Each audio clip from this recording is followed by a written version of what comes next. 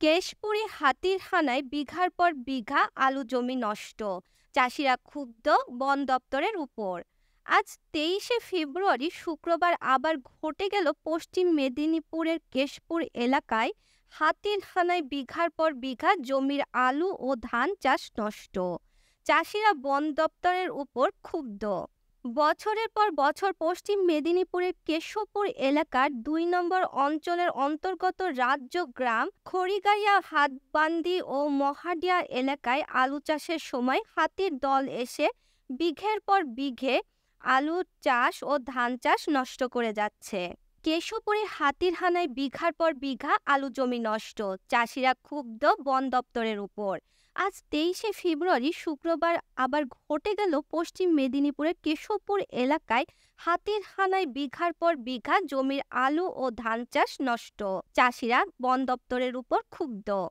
বছরের পর বছর পশ্চিম মেদিনীপুরের কেশবপুর এলাকার ২ নম্বর অঞ্চলের অন্তর্গত রাজ্য গ্রাম খড়িগাইয়া হাতবান্দি ও মহাডিয়া এলাকায় আলু চাষের সময় হাতির দলে এসে বিঘের পর বিঘে আলু চাষ ও ধান নষ্ট করে যাচ্ছে, অথচ বন দপ্তরের অফিসাররা চোখ বন্ধ করে হাত গুটিয়ে বসে রয়েছে।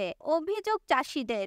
বৃহস্পতিবার রাতে গড়বেতা ব্লকের মাটির জঙ্গল থেকে একটি হাতির দল কেশবপুর ব্লকের রাজ্য গ্রাম খড়িগাইয়া হাতবান্দি ও মহাডিয়া এলাকায় প্রায় ১৫০ থেকে ২০০ বিঘা জমির উপর রাতের অন্ধকারে ঘুরে বেড়াতে থাকে এই হাতির দল এবং সম্পূর্ণ চাষ নষ্ট করে দেয়। ফলে নষ্ট হয়েছে আলু ও ধান চাষ।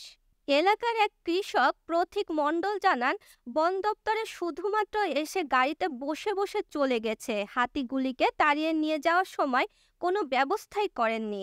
সরকারের কাছে আমরা এর ক্ষতিপূরণের দাবি করছি। আরও এক কৃষক সমর ঘোষ বিস্ফোরক অভিযোগ করে বলেন, বন দপ্তরের বিরুদ্ধে তিনি বন দপ্তরের আধিকারিকদেরকে বলতে গেলে তাহারাই জানায় যত বেশি দিন হাতি নামবে ততই ক্ষতি করবে, তত তাদের বেতন বৃদ্ধি হবে, তাই তারা কোনো পদক্ষেপ গ্রহণ করছেন না।